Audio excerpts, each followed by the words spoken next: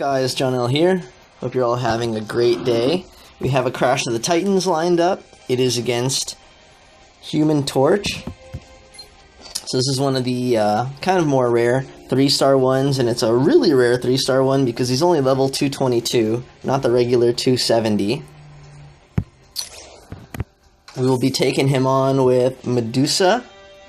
So let's take a look at Medusa. My Medusa's at level 293. The reason why she's so pumped up is she was around when D3 Go set it so that the heroic tokens only had the most recent 12 4-star characters. She was one of them, so it kind of worked out well because she's actually a really good 4-star character.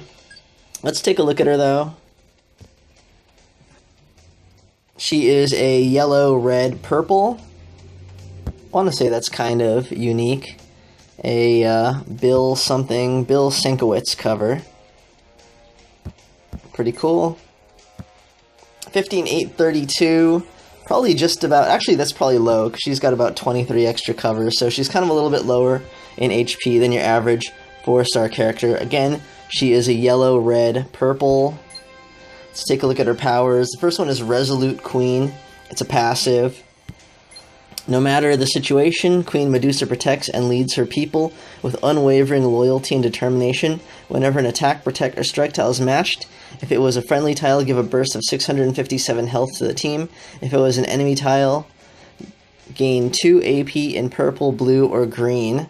That's at 3 covers. At 4 covers, or at 5 covers, excuse me, it's 1466 health to the team, and if it was an enemy tile, you gain 3 AP in those colors. So I'm wondering why I have this set. Sounds like a pretty good power.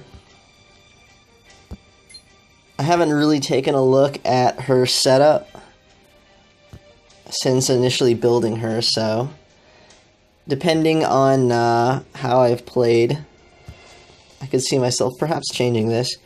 Her second power, Entanglement, is another passive. Medusa sends her hair out to grab and whip opponents every turn. If one does not exist, create a 3-turn countdown tile at 3 covers that deals 325 damage. At the end of each of your turns, if this tile gets matched or destroyed, creates 2 strength 163 attack tiles. So at 5 covers, that turns into a 4-turn countdown tile. Damage is 758, and it's 2... yeah, still the same number of tiles, but they get to be 380. So I definitely like Entanglement. This is a power that's very similar to the 3-star Iron Man's, I think, exquisite technique. Basically, if one of these tiles doesn't exist, she's going to put one down. It does 758 damage, which is a pretty nice amount of damage. If you match this thing away, it creates 2 attack tiles of a pretty high strength. Generally, what I like to do is just get that countdown tile, try to match it away as much as possible, and then you can create a crazy situation. So that's cool. Her last power is Hair Metal. It's her only active power. It's purple. It's 10.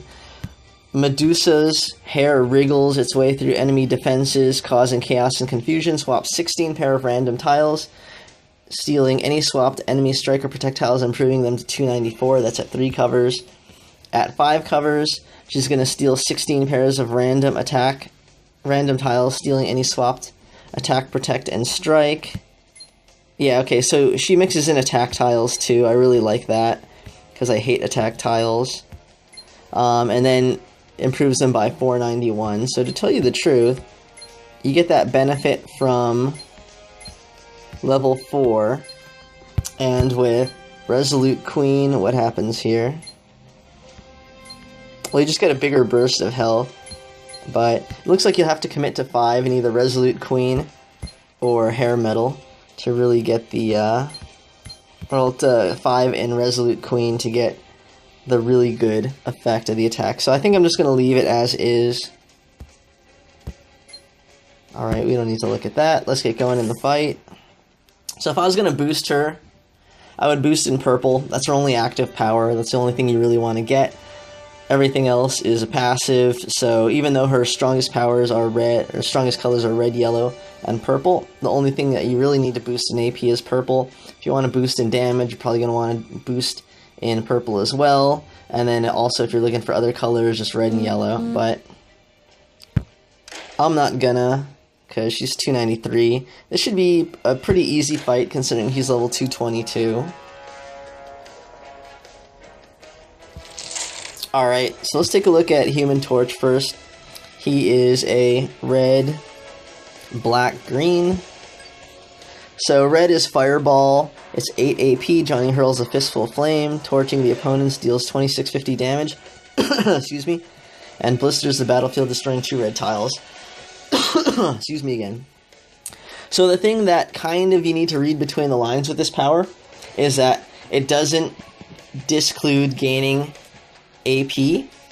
So he's actually going to get AP for those 2 red tiles, which means that if he casts Fireball, really the cost is kind of like 6, because he's going to get 2 AP every time he gets it. So basically it's like 8 AP to cast the first Fireball, then since he's going to get 2 AP each time he casts it, he's only going to need like 2 red matches to get it going again. So Fireball is actually a really good power. It makes Human Torch a really nice 3-star character. So you want to watch out for this, because once he casts Fireball, it'll just be easier for him to keep casting it as the match progresses.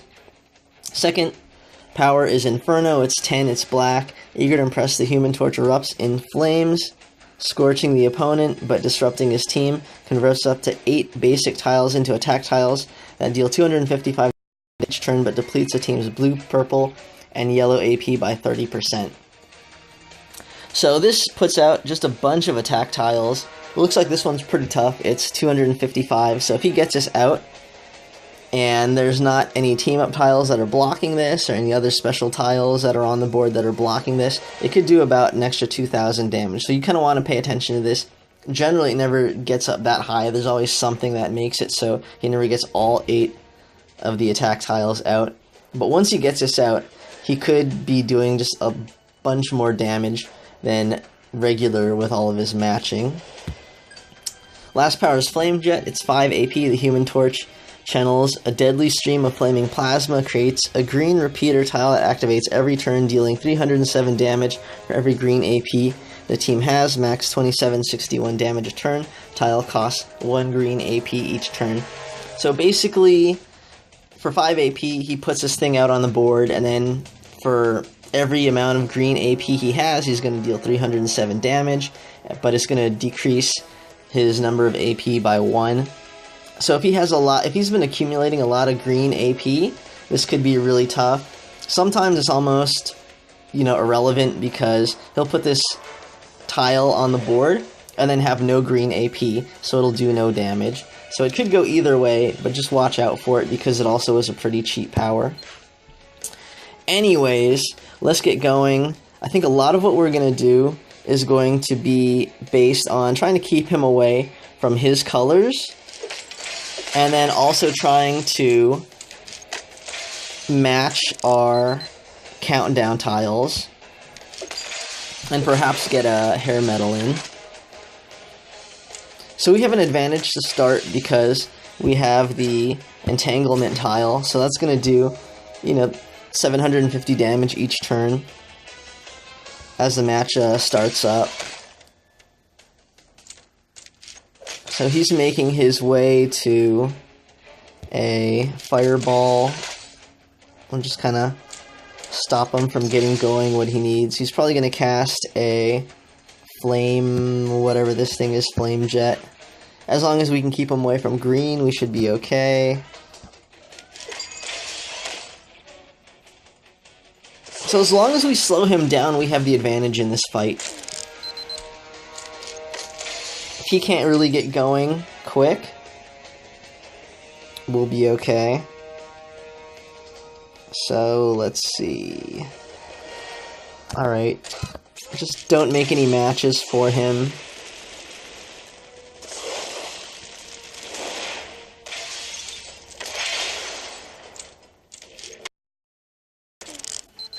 So far, so good. He's got 3 red, he's got 3 black.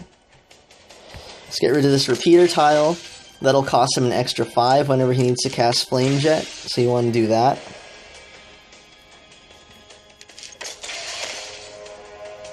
And again, we're just kind of whittling him away. It would be nice if we could match our countdown tile away, but it keeps popping up in pretty goofy places. Alright, he got a good amount of stuff there. Let's go ahead and just do this.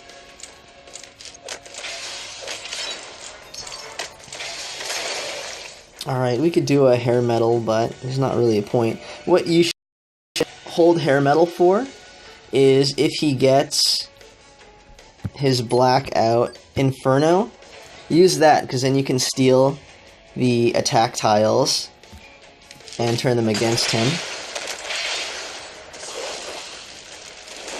Alright, I'm getting kind of sloppy on the red, but I don't really think that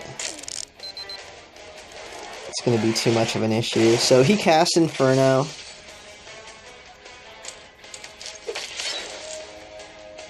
The other thing is, once these special tiles start showing up on the board, that's when all of Medusa's other powers will start coming into play, because you need the special tiles for her to start burst healing and stealing AP. So this looks pretty good. We stole some attack tiles. We'll just get rid of the ones that we didn't steal, and that's pretty much it. So anyways, he's kind of tough. At level 222, his powers are pretty cheap, and they're pretty damaging, even for level 222, but if you have a pretty stout Medusa, it shouldn't be that big of a deal, as long as you can get that countdown tile out, and just kind of keep having it chip away at him. And if you can cast Inferno and you can steal those tiles, that'll be even better. And that's kind of pretty much the way it goes. You just want to limit him to red. And just watch out for that green. Alright, let's see what we get. Another 4, another Craven. Getting a lot of Cravens.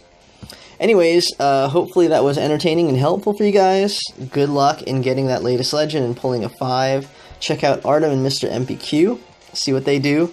Again, Torch with Medusa. Hope you liked it. And thanks for watching, guys. Take care.